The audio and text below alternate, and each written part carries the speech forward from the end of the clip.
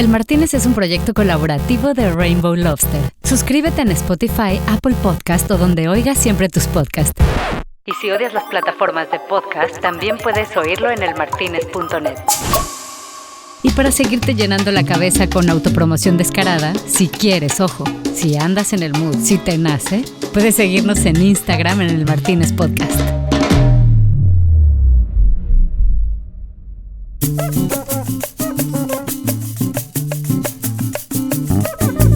Caía la tarde-noche otra vez en el Martínez, y así era como me decía el gran François Beaubois, que qué bueno que habíamos sobrevivido a la semana anterior, que había sido la semana de Cannes.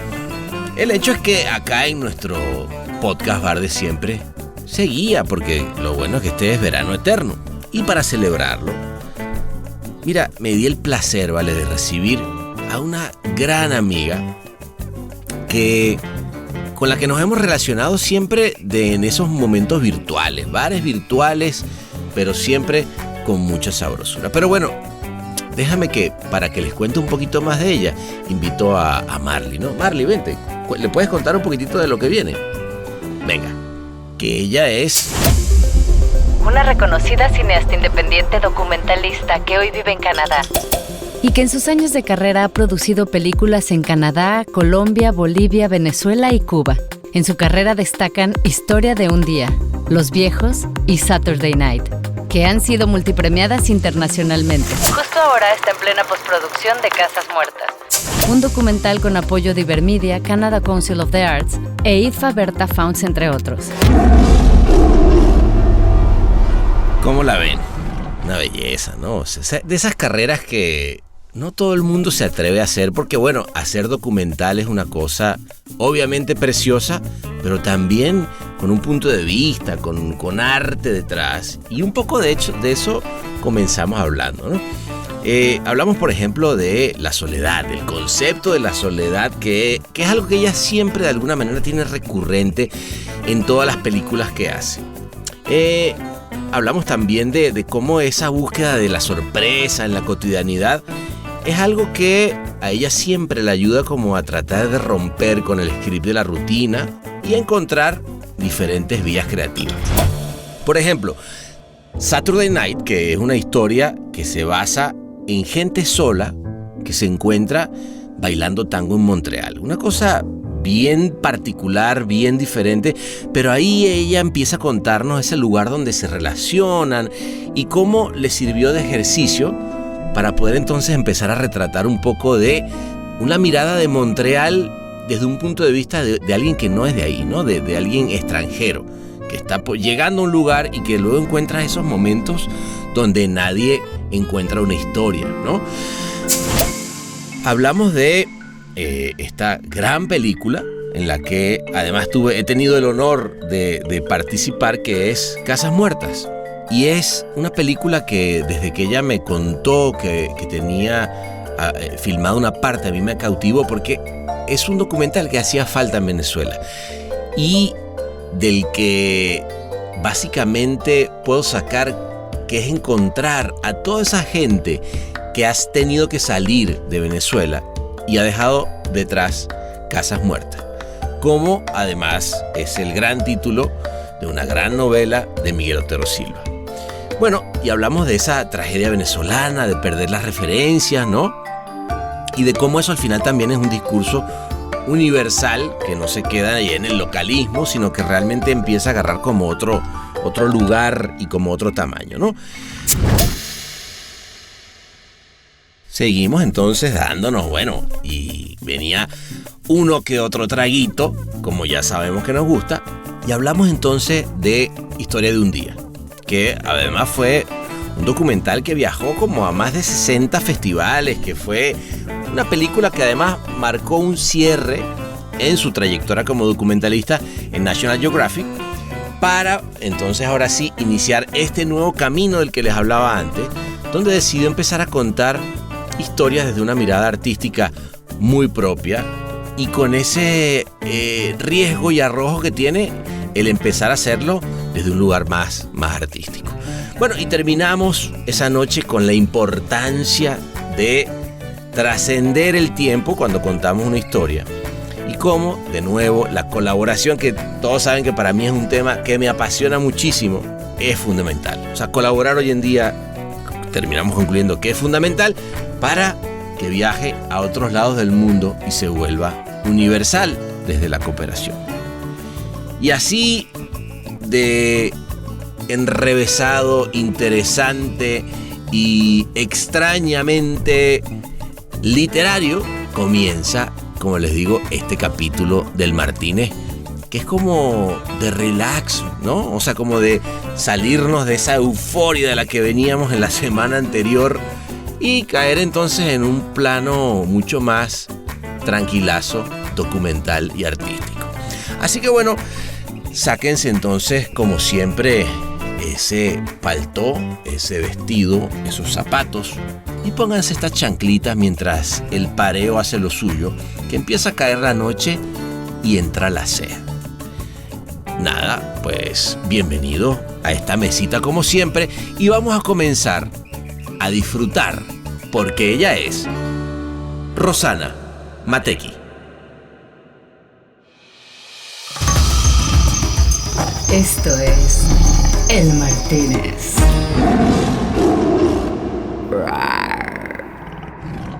Ay, tú estás tomando vino blanco y yo estoy tomando vino tinto porque me dio frío, Ahora sí, y estreno mis audífonos. Muy bien. Son nuevos. Son nuevos. Bueno, los estrené esto fue como un regalo de cumpleaños que me di yo retrasado y los estrené en el rodaje en Venezuela. Entonces ahorita lo estoy estrenando realmente. Bueno, muy bien, bueno, pues va a haber que brindar por esos audífonos nuevos. Oye. Salud, mijo.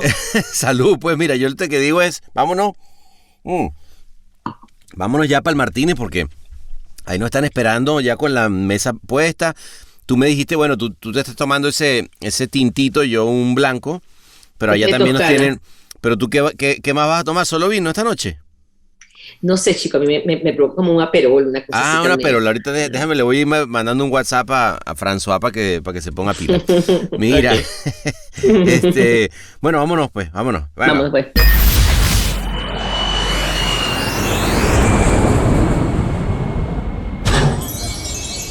Bienvenidos a El Martínez.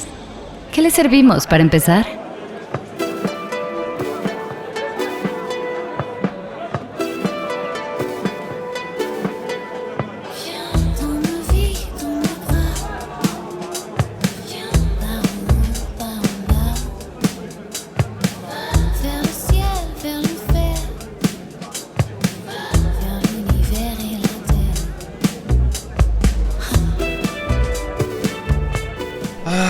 Bueno, aquí estamos, ¿ves? Ahora sí, salud como debe ser, ¿no? Esta sí que es un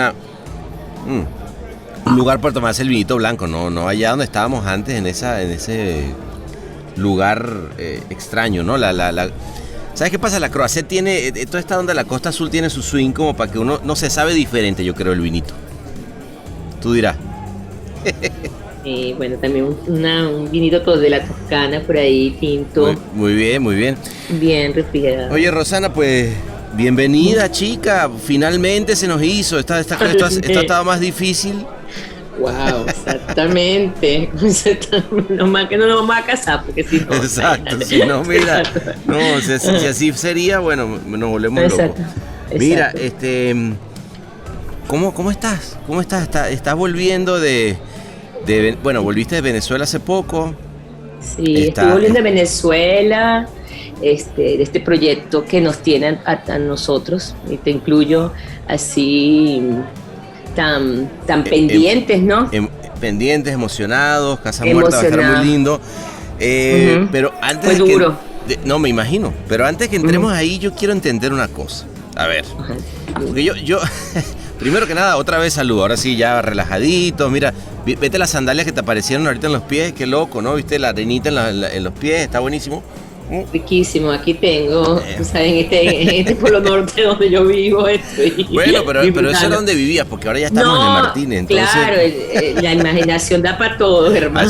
Así es. Entonces, mira, cuéntame, ¿por qué yo tengo este feeling. Yo obviamente, antes que nos viniéramos a esta noche, yo me vi todos tus documentales, todo lo que has hecho. Me encanta, obviamente, me encanta mucho, me encanta tu trabajo. Y hay algo que me llamó la atención y quiero lo primero. Yo dije, lo primero que le voy a preguntar a Rosana cuando nos veamos ahí con ese vinito puesto en la mesa es, ¿cuál es el tema con la soledad? Uh-huh. O sea, así empiezo. ¿Cuál es el tema con la soledad? Está muy bien. Bueno, por eso, ¿viste? Matar la soledad es tomarse un traguito en Cannes, por ejemplo. Claro. No, sí, el tormento mío con la soledad, sí, a mí me parece que, yo no sé, y más pasa el tiempo, me atormenta más, ¿no? El tema de... Ajá. Pero no es porque literalmente sienta que los seres humanos no sabemos qué hacer estando solos, nosotros mismos con nosotros mismos, sino siento que somos literalmente, necesitamos de estar viviendo con los otros, y con los otros incluyo los animales,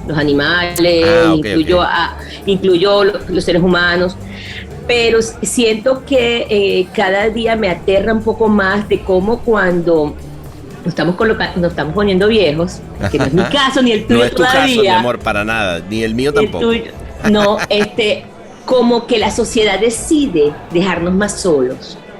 Entonces, es como en las sociedades donde yo vivo en estos momentos, o sea, y un poco, y en otras sociedades como las latinoamericanas, también toda una tragedia, ¿no? Porque si no tienes la comunidad que te rodea y tal. Entonces, a mí el tema de la soledad es porque yo creo que estando solos, a mí siempre me ha fascinado que todos pensamos en todos de alguna manera u otra, los que nos conocemos, y a veces tú dices, cónchale, vale, esta persona apareció después de 10 años, ¿y cómo está pensando todavía en mí? Es que todos pensamos en todos.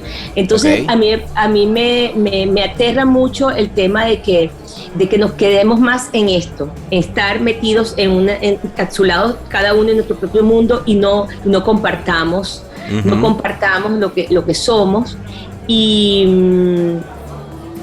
las comunidades como ancestrales, las comunidades, la gente que vive del campo está más acompañada que la gente de la ciudad, porque tú decides en la ciudad ir a buscar al otro, pero en las comunidades del campo y los indígenas, ellos, la interacción viene natural, la interacción diaria. Entonces, a mí no sé, yo creo que también es un tema también de que yo soy una hija, prácticamente hija única, yo tengo un hermano, y a mí me encanta, y a mí me parece que la creación se hace de una idea de un individuo.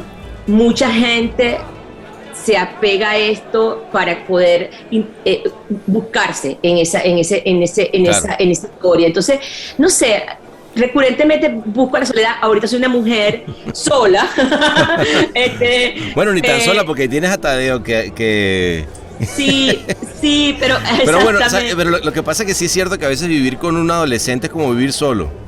No, pero es que te recuerda que estás solo. Claro, recuerda que estás solo. Y la perra no habla, entonces tú sabes, uno a veces se queda ahí. No, es bueno, lo que pasa es que también, ahora así como un poco más en serio del tema, es que yo creo que también es el oficio que yo tengo, el oficio de realizar, el oficio de escribir.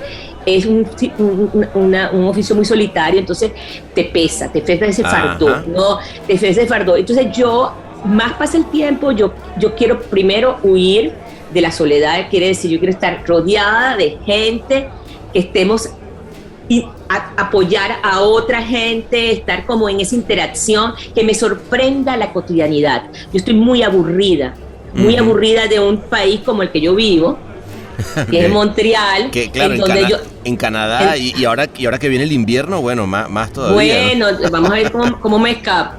Pero el tema es que un país donde yo vivo, donde tú sabes, y lo agradezco, y es mi país también, o sea, después de 25 años, sería un terror decir, o sea, estuviese yo también con un problema de psicoanálisis grave, que yo no, que a mí no, que no soy de aquí, pero es que es este tema de que no te sorprende la vida, y no te sorprende porque no te pasan grandes cosas, sino que en la mañana sabes lo que te va a pasar y te acuestas en la noche en lo que te va a pasar, y tú tienes que darle la vuelta, para todo parece que tuviera como un script, ¿no? A veces en estas sociedades más estructuradas, ¿no? Sí, un script como estilo Rosetta, ¿no? Esta película alemana que la tipa, o sea, en la mañana se levantaba con la chola arrastrando, en la noche hasta que se decidió que se iba a matar, porque decía, bueno, ¿qué esta vaina qué es? Entonces, lo más interesante que le pudo pasar fue planificar su muerte, ¿entiendes? Claro. Entonces, yo no quiero ser una vieja así.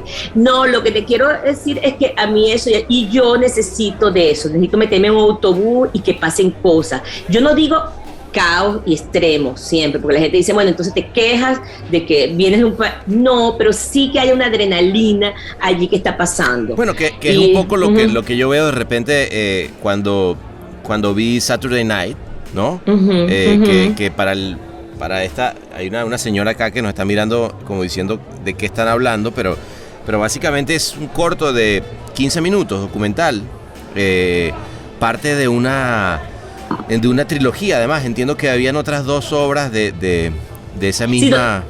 Sí, no diferente. O sea, de otros realizadores, pero que eran parte de 3 obras que se eligieron, ¿no? O documentales. Sí. Okay, sí, pero, fue una convocatoria, ¿no? Una convocatoria. Pero la tuya en particular, decidiste ir en tu Montreal a ver un club de tango, ¿no? Un club de tango con una colombiana, que además es interesantísimo los personajes, ¿no? Tienes a una colombiana que nunca en su vida había bailado tango, pero que como buena colombiana pues dice que ella algo baila. Bueno, si tú me preguntas a mí, ¿tú bailas? Yo digo sí, pero ¿y qué baila? Lo que sea, tú ponme tango, lo que sea. Y la verdad es que cuando ves a la colombiana bailando dice, bueno, tango hay que echarle bola, pues no es algo tan fácil. Y de repente entonces tienes a este otro personaje que además luego entiendo que desaparece, pero el hecho es que al final del día es gente sola, ¿no? En una ciudad y encontrando de pronto en el tango, en Montreal, que es una cosa extrañísima como mundo, un lugar donde relacionarse, ¿no?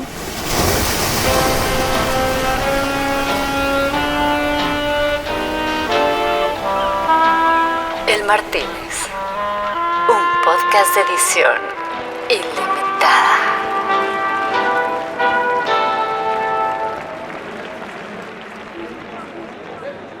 Yo sé que tú me vas a entender perfectamente porque tú eres de Caribe y de hecho buscaste mar. O sea, yo entiendo y a mí me parece que cuando uno tiene mar, tiene como el día como medio arreglado también porque uno sabe qué hacer con el mar. ¿Entiendes? Claro. O sea, la gente que venimos ahí. Sí, esta ciudad, a mí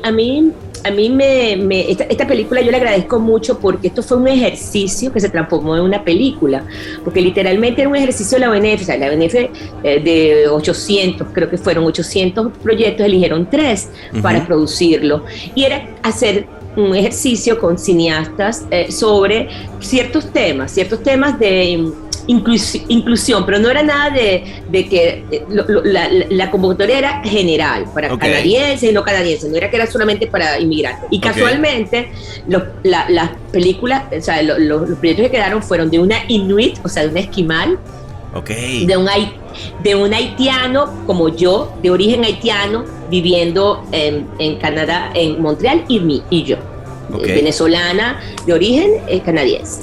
Entonces fue muy cómico porque todo el mundo decía, era minorité visible. No, casualmente quedamos nosotros y los 3 temas son totalmente diferentes, pero era como cómo miramos a Montreal. Ya habían temas muy... Yo al inicio, mi personaje no era esta gente. Al inicio, para hacerte un poco más corto el tema, el cuento era un tipo que se llama el John Travolta de Quebec.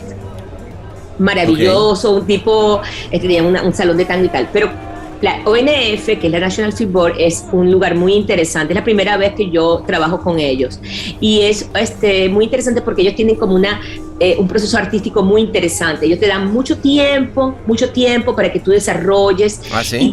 y tú puedes cambiar, pero lo que importa es el director, o sea, el punto de vista del director. Entonces, este hombre finalmente no se dio, fuimos con la productora porque estaba en Quebec, era muy difícil para hacer una película corta. yo volví a las películas cortas porque yo soy de películas largas. Ajá. Entonces es un formato que yo no tenía tiempo que no lo había tocado y curiosamente me quedé súper picada porque en la pandemia hice 2 cortos. Yo estuve súper ocupada en las pandemias. O sea, este corto y uno con la CBC.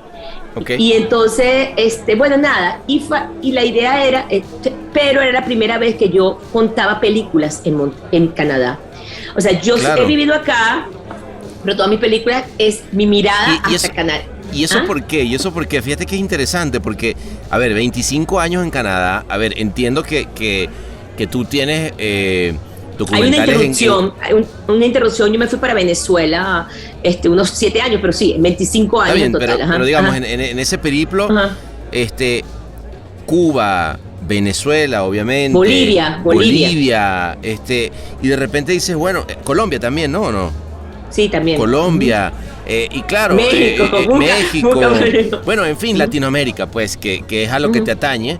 Pero también lo que es cierto es que de pronto el punto de vista del extranjero, del lugar donde llegas, luego también es muy rico, ¿no? A lo mejor te debes haber encontrado, no sé, me imagino yo, pues, que a mí me pasa eso. Yo recuerdo cuando yo llegué, Rosana, por primera vez a México, pues las cosas que a mí me sorprendían eran mucho más de las que me sorprenden hoy en día, porque ya hoy en día es mi lugar, pues, y de repente yo, aunque no esté ahí, voy y lo veo con otros ojos. Es interesante que por primera vez tomaste esa decisión, ¿no? Bueno, no, mira, que era parte del objetivo del proyecto, ¿no? No, mira, fíjate, lo que pasa es que para pues 25 años se cuentan con 2 copas de vino, ¿no? Pero lo que te quiero decir... Que por cierto, salud, vamos a empezar por esa copa de vino, chicos. Vamos, por favor, ¿qué pasa? Sí, exacto. Vale. No, pero lo que y al mismo tiempo, no, lo que pasa es que no había el espacio, yo sentía que yo me debía de contar cosas afuera, y de hecho conseguí mucho apoyo canadiense para mis películas, o sea, claro. de hecho esta película Casas Muertas, nuestra película Casas Muertas, tiene apoyo de los 2 consejos de arte de Canadá, claro. Y apoyos fuertes, porque para ellos yo soy una venezolana pero con una mirada canadiense sobre un hecho completamente venezolano. A ver, explícame eso, porque a ver, para ti es muy normal. Te voy a explicar qué pasa, Rosana. Tú has crecido en el medio del cine, o sea, ser documentalista, bueno, es lo que tú respiras, lo que tú haces. Tú sales con una cámara y vas a encontrar un sujeto y tienes una manera de contarlo y de narrarlo. Pero de repente para mí, ¿no? Que de repente vengo de narrar otras cosas y más del ambiente publicitario, de repente no entiendo, o sea, cómo ocurre el mundo, por qué de pronto para o sea, yo me pongo ahí, tú me dices, bueno, es que para Canadá es interesante mi punto de vista como canadiense sobre un lugar como Venezuela. Yo digo, ¿y qué le puede importar a Canadá conocer la realidad de Venezuela, sabes? Porque yo siento que las historias son universales porque son particulares, porque son... Entonces, tú vuelves una historia particular en una historia universal, y eso es lo que pasa con Casas Muertas, ¿entiendes? Ajá, o sea, que esa tragedia, pues, esa tragedia que es muy particular, que es venezolana, de hecho es hasta su género, o sea, no sabemos muy bien, ni siquiera los grandes especialistas políticos y tal, no saben muy bien qué carajo nos está pasando. Nosotros mismos no sabemos qué carajo nos ha pasado, disculpen la verdad. Claro. Pero la cuestión es que eso tú lo vuelves como un discurso universal, al llevarlo a no dejarlo en el localismo, ¿me entiendes? O sea, claro. Cómo se cuenta esa historia. Esa historia toda pasa. Entonces, claro, cuando yo presenté ese proyecto a Consejo de Arts de Canadá, que nos llevamos el gran premio, de hecho, $80,000. Sí, no es cualquier cosa, ¿no? Y no lo llevamos. Cierto, perdón, pero ¿le puedes contar un poquito la flaca de qué va? Porque me está preguntando que Casas Muertas... ¿De qué va Casas claro, Muertas? ¿Por qué te dieron $80,000? ¿Qué vaina es? No, y ahora nosotros estamos hablando como buenos venezolanos. Nosotros no crean que nos hemos olvidado de Saturday Night, que dejamos ya con una pregunta. Sí, bueno, aquí esto es... Pero bueno, lo que pasa es que los venezolanos nos hablamos así, y a veces hay gente que nos quiere y a veces no nos soportan, pero así somos y dejamos la cosa en el punto exacto. Muy bien.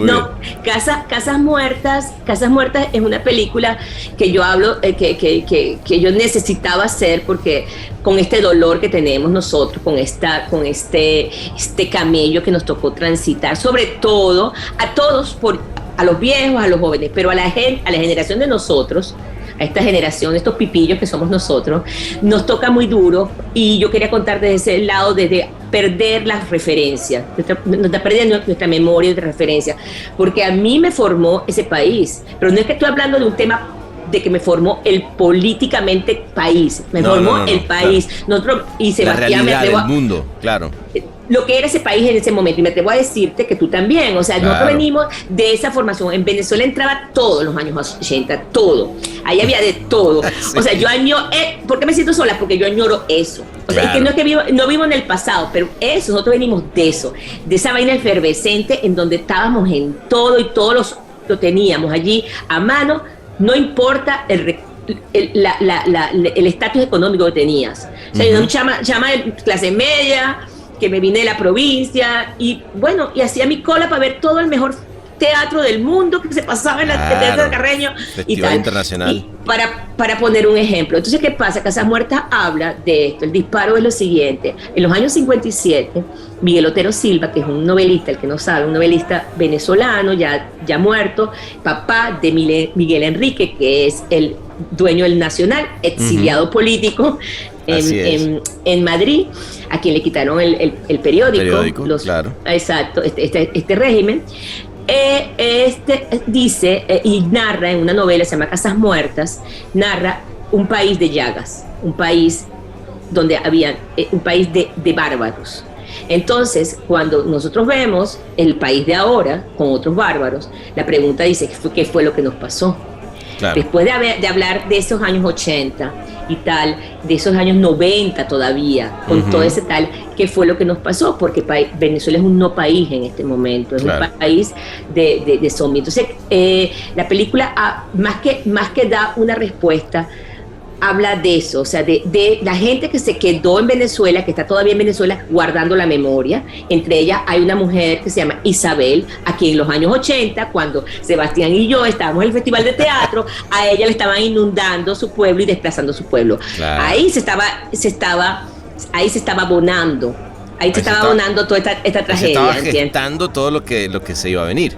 Y entonces yo quería ir un poco más allá. Yo quería hacer más allá, no por dármela de nada, sino quería ir más allá de todo lo que era el chavismo. Quería venir con una historia que perteneciera a esta, lo que llaman la Cuarta República, a la democracia, para decirlo de una manera sincera, la democracia, y ese crimen que ocurrió allí, hacer la pregunta y tener un personaje dentro de esa pregunta. Ella es una mujer que está literalmente a sus 80 y pico de años, narrando día a día, recordando al mundo o a la gente su país que está inundado, que se llama Potosí, su pueblo, que es su país.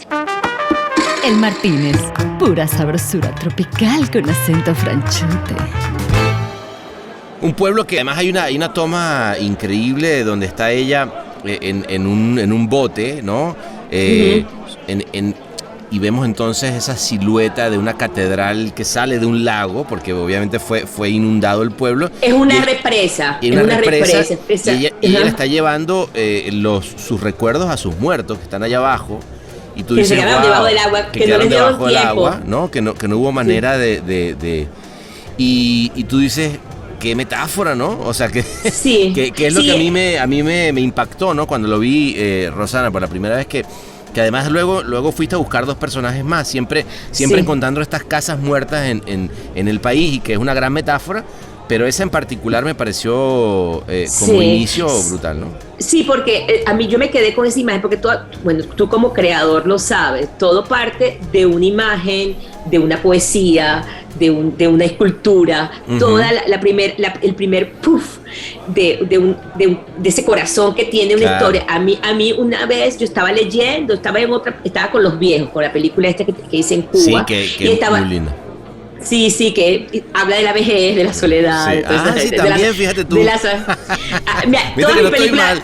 No, todas mis películas hablan de la soledad, de los personajes anónimos, como decía Leonard Cohen, que hay luz en la oscuridad. A mí me encanta encontrar esos personajes, o que los personajes me encuentren a mí, sobre todo, y que haya esa pequeña luz en la oscuridad, esa pequeña llamadita. Y sobre el trabajo, me encantan los personajes trabajadores, me encantan los personajes que trabajan, me encanta. Que le dan, entonces, ¿no? que le dan a la vida así duro, eso me encanta. Y siento que eso es como, son como que valores que como de verdad que hay como reforzar, no sé cómo te digo, verdad, dentro de no, la imagen. Pero está lindo lo que dices, porque cuando uno piensa, digamos, de manera muy simplista en el documental, ¿no? Como este lugar donde de pronto va a haber denuncia, donde vamos a ir a contar las cosas feas, no, o sea, como que hay una en general, ¿no? Cuando piensas en documental, y sobre todo cuando piensas en documental de cuestiones latinoamericanas, ¿no? Piensas en eso, denuncia, alguien le pasó algo, hubo un desaparecido, pero que claro que sí, obviamente que hace falta eso, pero sí es cierto también que encontrar el lado del vaso medio lleno de nuestros países también es lindo. O sea, yo de repente veo los viejos y veo a esta señora, ¿no? Que los viejos, además es una linda historia de un grupo de músicos ya en sus años más, digamos, mayores, ¿no? Y se van, y vas encontrando en cada uno de ellos y viendo cómo su vida va pasando, pero no dejan de pararse, ir a tocar y hacer su obra, ¿no? Cada, no sé, fin de semana, me imagino. Y con eso tuviste 5 años haciéndola, ¿no? Sí, y aparte se me murieron 4. O sea, tuvimos que recomenzar acá. Claro. O sea, fue todo como una experiencia humana muy fuerte. De hecho, por ejemplo, yo tomando ahorita, Juan, después conversamos, porque si no, no vamos. Pero lo que te quería decir para atajarte de algo es que no es porque yo hable de esto, no denuncio. Lo que pasa es que la manera como yo intento, por ejemplo, si tú ves los viejos y tú ves los leyes de los viejos, en los viejos hay grandes, en ese país desteñido, en donde no hay proteína, que donde el viejo se va y se para allí diciendo, ¿tienes jamón? No, lo que hay galleta y plátano. Ese momento es... Ajá. O cuando lo ves a él, ¿sabes? Trapeando su realidad y tú dices, wow, ¿cómo hay que llegar? ¿Cómo hay que llegar a esa edad, no?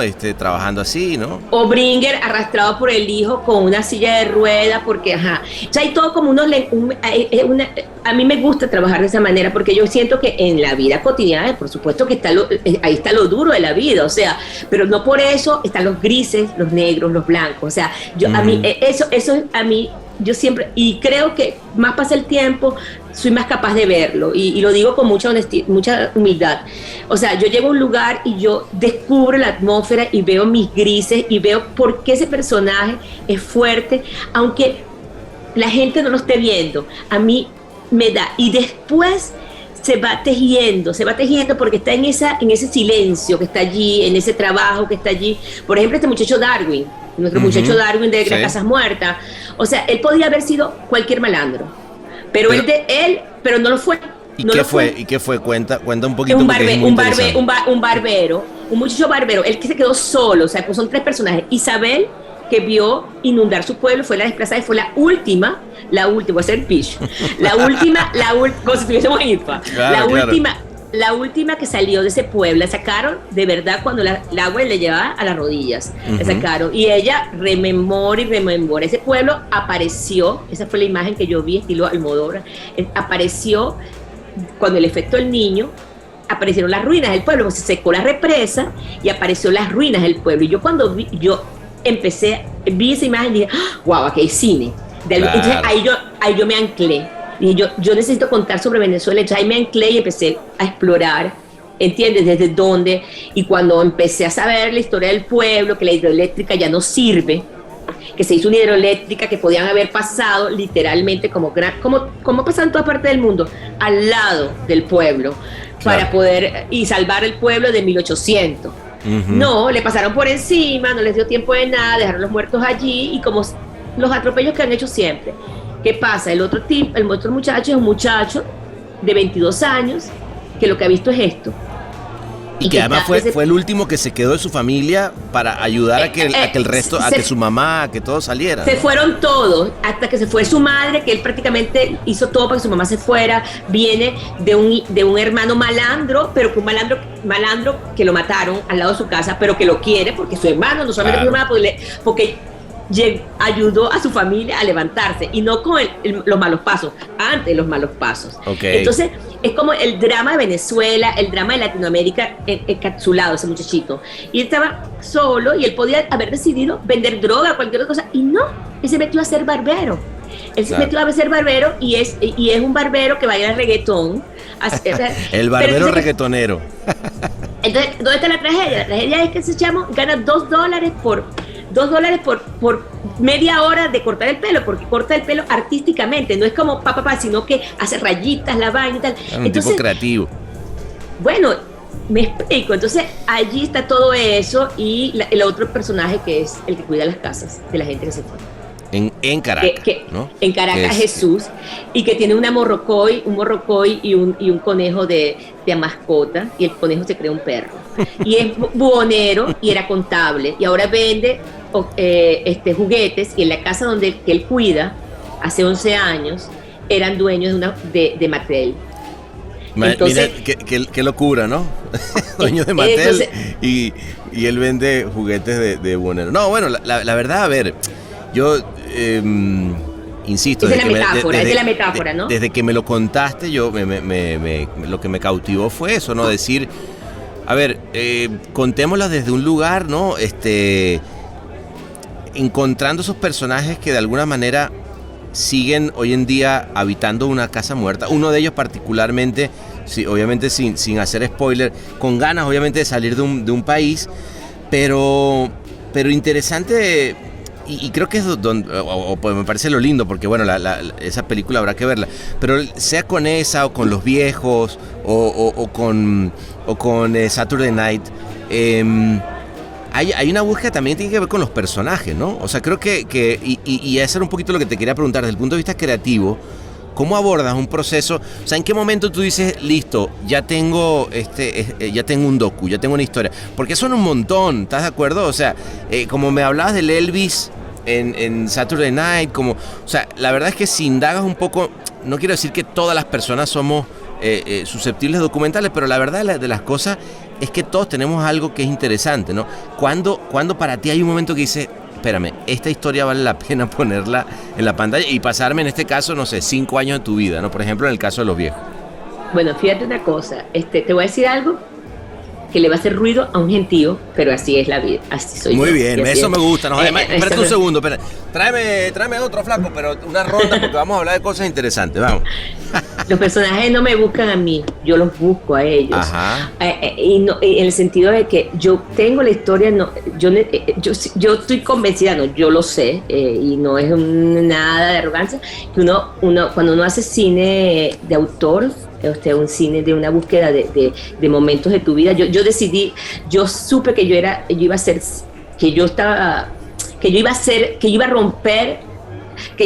a dejar de hacer lo que estaba haciendo, que era trabajar en National Geographic, Discovery Channel, súper bien, haciendo series y todo, cuando yo decidí hacer el cine que yo quería hacer.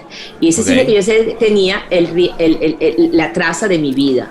O sea, yo finalmente el cine es mi vida, o sea, es una sola película. Entonces, ¿qué pasa?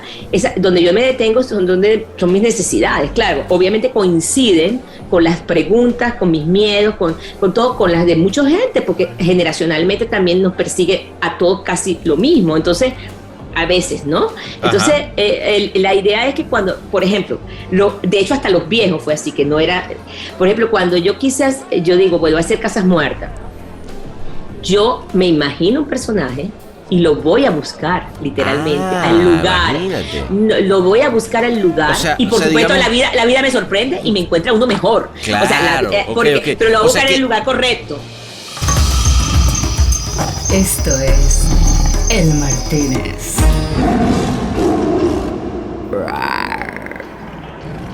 Si hay de alguna manera dentro de este universo unscripted, hay un scripted de decir, quiero encontrar una historia de vida que narre esto que yo quiero contar, claro, que yo quiero decir. Que yo necesito contar y necesito que esta gente me lo alimente más, por supuesto, y me desubique a veces, como lo que nos está pasando con Darwin.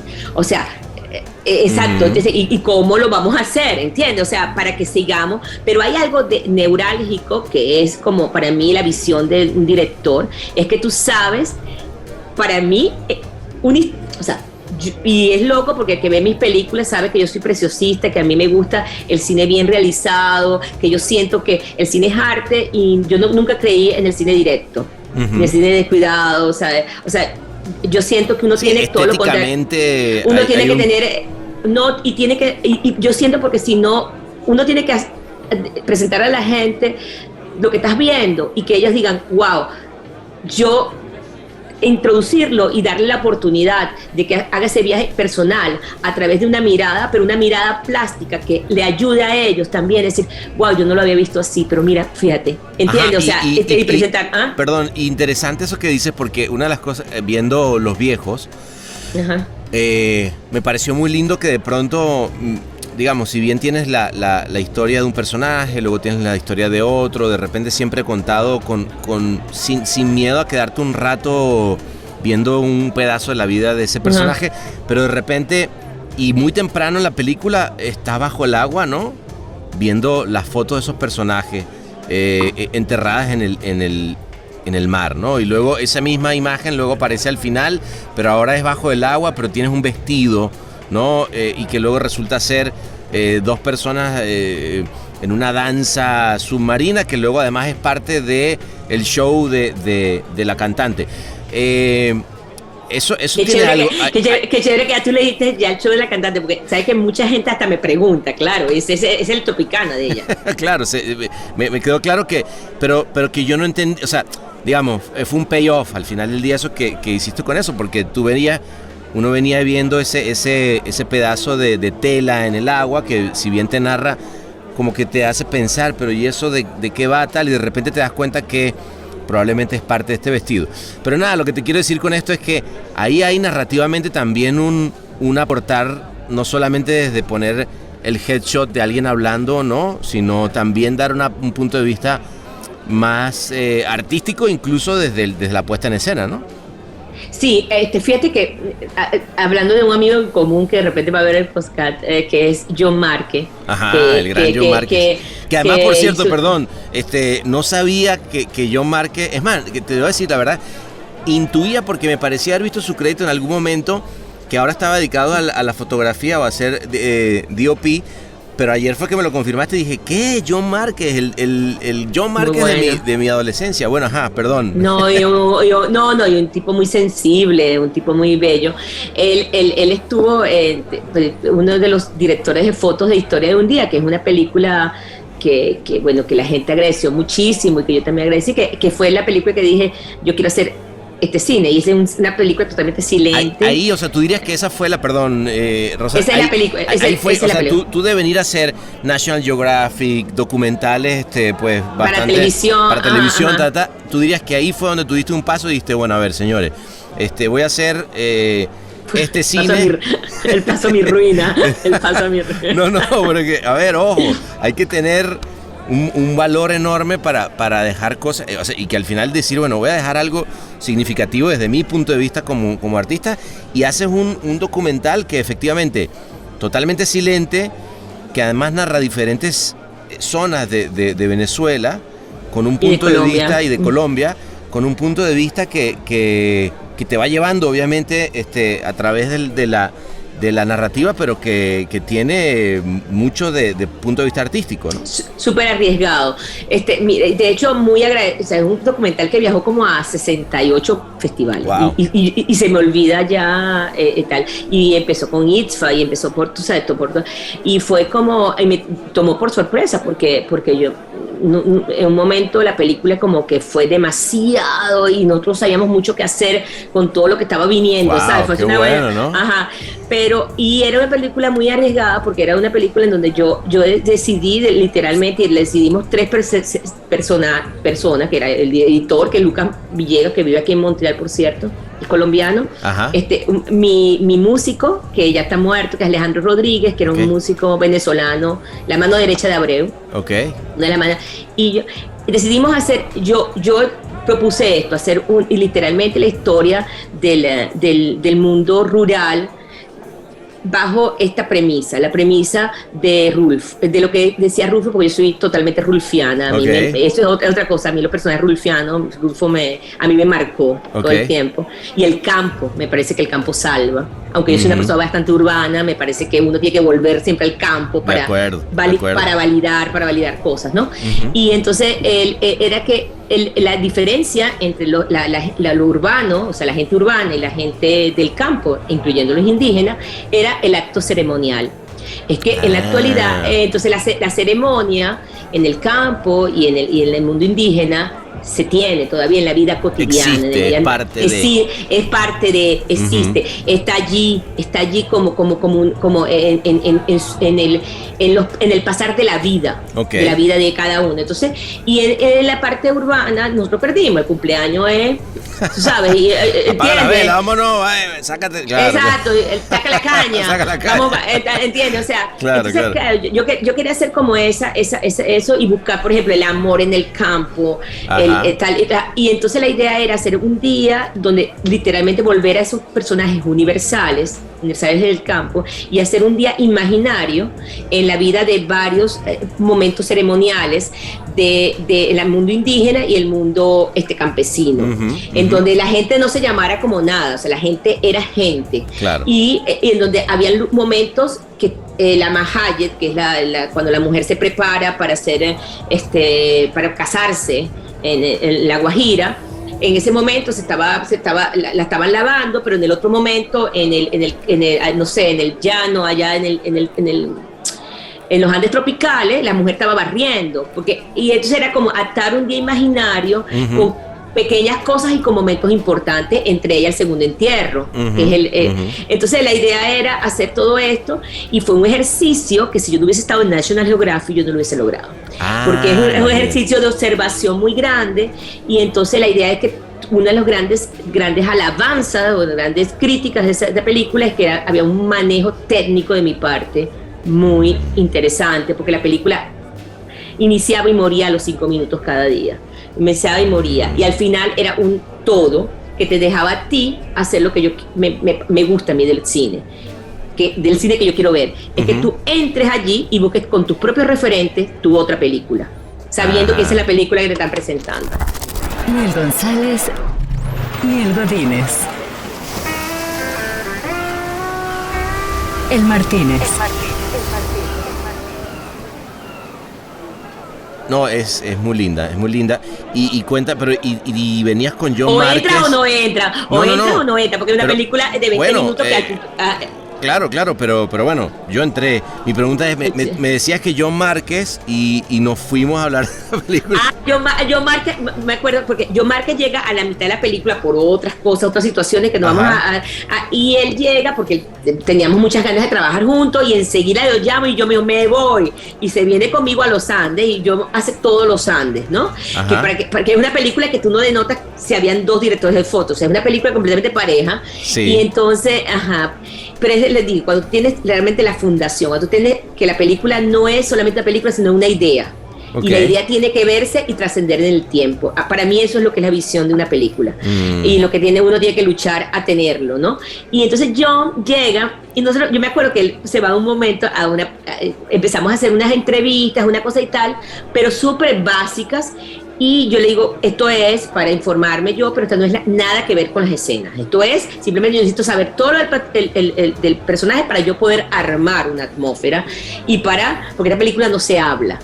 Entonces, él no me lo creía. Y hacíamos las cosas así, hacíamos una preproducción sobre esito y tal, y después hacíamos las escenas. Cuando él vio la película me dice, Ro, y de verdad nadie habla.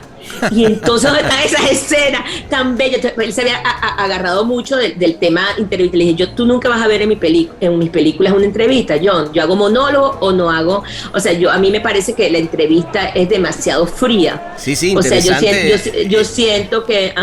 Interesante eso que estás diciendo, porque si tú ves, por ejemplo, Casas Muertas, que además que estuvo acá hace unos días el buen Ricardo, decía él, oye, pues que yo le decía a Rosana, pon quien lo está viviendo eres tú, ¿no? Y yo veo el trabajo previo, incluso, claro, lo tienes también en Saturday Night, tienes un poco de esta... De tu yo empiezo voz, a hablar. Ahí empezaste a hablar un poco, que no fue hace mucho, ¿no? No hace mucho. Yo creo que bueno, la historia de tu vida, o sea, como tú empiezas, o sea, porque no hablaba, porque yo creía que no tenía nada importante que decir, y tal vez todavía sigo pensándolo, pero sí siento que cuando ya entro a un proceso en donde siento que sí, es más sincero que yo esté allí como un personaje, cuando es necesario, ¿no?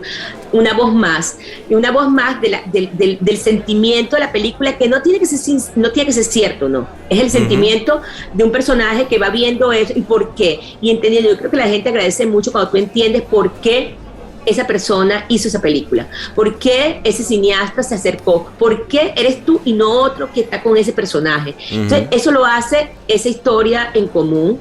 Y en el caso de Venezuela es inevitable, Casas Muertas, va a ser dificilísimo la editorial de esa película, porque también... Bueno, por suerte está Ricardo Acosta, ¿no? Y tú, porque va a ser un debate muy interesante, claro. Porque todo es un arma política, todo lo que uno hace es un arma política, pero para que esa idea trascienda, tiene que salirse de lo político también. Total. Tienes que buscar la universalidad de la que hablabas, ¿no? Y que narrativamente... Para que la vida tenga un tiempo, claro, en la vida. Una película no puede... Hay cosas de cosas, ¿no? Hay cosas que en un momento... Hasta, por ejemplo, alguien que lo guillotinen y que lo veas allí, tiene que tener una trascendencia en el tiempo. Tú no puedes poner esa imagen solamente para lograr un impacto del momento. Eso en una película tiene que tener en la vida, 40 años después, la misma necesidad de haberlo puesto. Y eso es un trabajo. Ese es un trabajo para mí. No, está muy bien. Y está bueno que lo tengas tan claro, ¿no? O sea, digamos, ya después de haber tomado en ese momento esa decisión, y decir, bueno, esta es mi voz y esto es lo que quiero decir.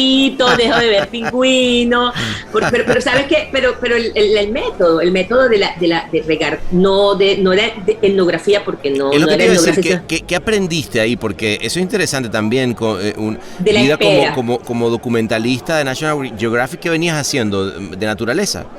Naturaleza, puro pingüino, puro osito, puras cosas de esas.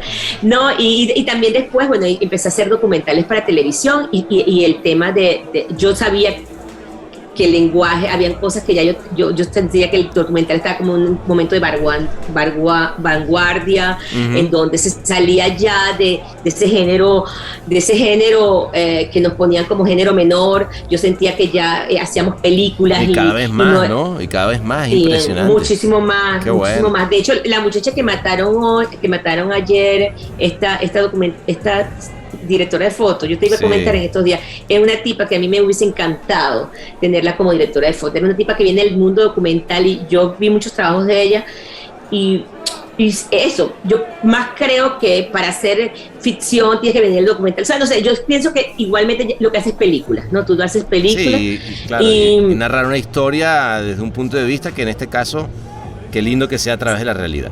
A mí la Biblia me enseñó, la Biblia de los valores de plano, claro, de esperar, que a mí me encanta hablar, pero de dejar hablar, ajá, de escuchar, de escuchar en el silencio, de no tener nada de miedo al silencio, de que en el silencio se dicen muchísimas más cosas que un gran discurso. Es verdad. Y entonces eso me enseñó. Es verdad porque pienso de repente en a mí una escena de Los Viejos que me pareció magnífica es cuando él está comiendo y tiene al hijo que lo está jodiendo la barriga del hijo. Me encanta. Tiene un hijo que realmente es una barriga, diciéndole no comas así. Y yo digo, wow, ¿qué hay que hacer para llegar a viejo de esa manera? Pero lo que te quiero decir, y ves nada más oír el silencio de ese hombre que te está diciendo todo, ¿no? No, pues muy bien, Rosana, querida, yo te digo una cosa, qué lindo que tengas esa posibilidad. Yo creo que al final del día eres afortunada entre una cantidad de gente, digo, como artista, de poder haber tomado, bueno, no solamente afortunada porque te llegó, sino porque lo buscaste, dijiste aquí estoy, pero poder agarrar y decir, ahí pongo la cámara y con eso cuento no solamente esa vida, sino además en este caso, algo más grande que la mía, pues salud por eso, ¿vale? No, salud por eso, pero afortunada también, aunque hay momentos mejores que otros, afortunada también es porque, pana, o sea, haces lo que te apasiona hacer también y al mismo tiempo, qué maravilla, cuando yo entendí eso, y siempre hay el riesgo y siempre hay eso, de que tú puedes convencer a otra persona, más que convencer, animar, llegar a otra persona con una historia, con una historia que tú necesitas contar. Claro, porque muchas veces, perdón que te lo diga, pero aglutinar es complicado, pero también mucha gente no sabe cómo se hace, ¿no? Yo creo que eso está bueno también, que te lo pregunto, la gente dice, bueno, pero ¿y de qué come? Alguien que hace solamente documentales, ¿no? Muchísima, o sea, hasta el dueño del apartamento mío me dice, pero ¿cómo haces tú para vivir? Y pagas siempre al día. Y yo le digo, bueno, no, lo que pasa, bueno, exacto, porque no, lo que pasa, bueno, y a veces, como te digo, hay momentos difíciles, porque yo creo que uno tiene que tener un proyecto rodando, otro en postproducción, sería lo ideal. Claro. Porque yo vivo de esto solamente. A veces me pregunto si realmente voy a seguir viviendo solamente de esto, porque yo también tengo la necesidad de hacer otras cosas. Claro. De estar en proyectos de otras personas. Esta gente que yo ya ahorita tengo como... necesito por el ego también, por otras cosas, muchas cosas uno necesita estar involucrado por la soledad, claro. O sea, uno necesita estar en otra, pero lo que te quiero decir es que pienso que descubrí que hacer el cine que tú quieres siempre paga, ¿entiendes? Y no confrontar. Por ejemplo, yo tengo casi un mes y medio después que vine de Venezuela, literalmente montando un proyecto. Wow, y a veces me preocupa que no está entrando plata. Claro, pero claro. Si no lo hago, pero hay que masticarlo. Entonces yo lo que hago es el agradecimiento. Digo, mira, siempre eso paga. Pero a veces puede ser que no, pero aglutinar a mí me quedó claro estando en Venezuela. Y por eso para mí no fue tan difícil, pues siempre es difícil.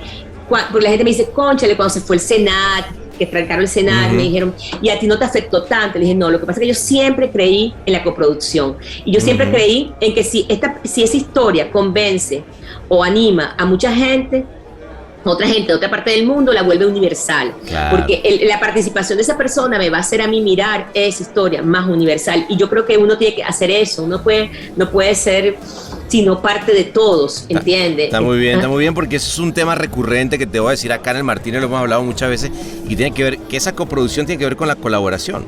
Y entender que estamos en un mundo en el que cada vez más la gente se tiene que unir, juntarse para decir, 1 más 1 son 2, y aquí ponemos esta idea y la llevamos a cabo. Así que salud por eso, Rosana, porque salud, que sea solo el primero de muchos que vamos a hacer.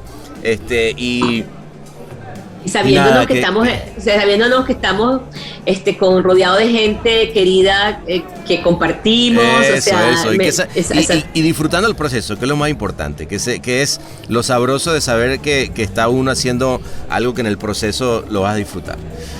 Querida, bueno, de verdad, mil gracias por haberte venido por acá, pero ojo, que esto no acaba acá. Yo ya le pedí lo fuerte, porque me quedamos y me vas a contar a mí no me dejas así como así. Así que bueno, vámonos para acá y la seguimos, ¿te parece? Seguro.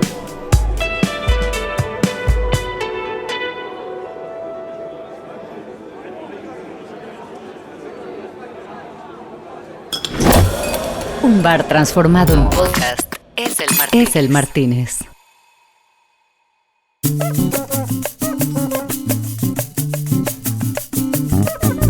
Bueno, y después de haber contado tantas historias, nos dimos cuenta que nos habían puesto una cámara y todo esto que había estado siendo grabado en audio lo estaban haciendo un documental. Lo que pasa es que, claro, el director después lo terminó de ver y dijo, mira, yo no sé si esto realmente pasa y se convierte en un blockbuster o sencillamente me botan de la academia, ¿no? Y creo que quien dijo eso era Ricardo Acosta, que estaba sentado en otra mesa, muerto de la risa, y pidiendo que lo sumáramos. Y le dijimos, bueno, obviamente, Ricardo, vente para acá. Que por cierto, los que no lo hayan oído, váyanse unos episodios atrás y oigan ese gran story editor y gran amigo también de Rosana. Y me dijo, Rosana, mira, estás oyendo lo que estoy diciendo, ¿no? Bueno, pues nada, seguimos entonces con ese otro traguito, hablando de storytelling, películas y documentales. Y obviamente nos dieron las 12, 5, 18, 29 mil horas después para darnos cuenta que, como siempre, estamos vivos. Muchas gracias y seguimos con esto que cada vez se pone más extrañamente psicotomimético. ¡Papá!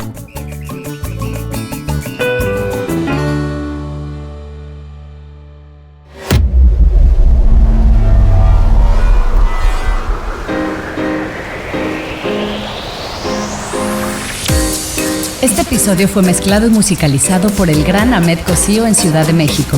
Locución de la voz Marley Figueroa desde LA. Escrito por Sebastián Arrechedera. Dirección de arte y redacción Ángela Forti. Una producción colaborativa de Rainbow Lobster. El Martínez, un podcast bar improvisadamente meticuloso.